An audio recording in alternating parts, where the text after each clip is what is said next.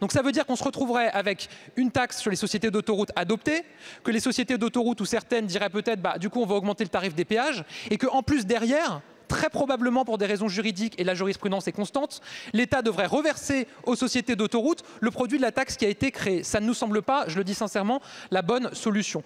D'abord, venons-en sur le débat de fond dans cette Assemblée. Est-ce qu'on est d'accord ensemble pour dire oui ou non si la privatisation des autoroutes a été une erreur monstrueuse?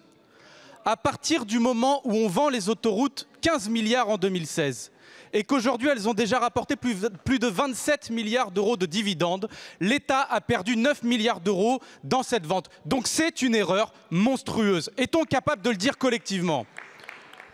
Ensuite, sur le débat juridique, monsieur le ministre, vous n'êtes pas commentateur, vous êtes ministre. Votre responsabilité n'est pas de nous dire que c'est compliqué juridiquement.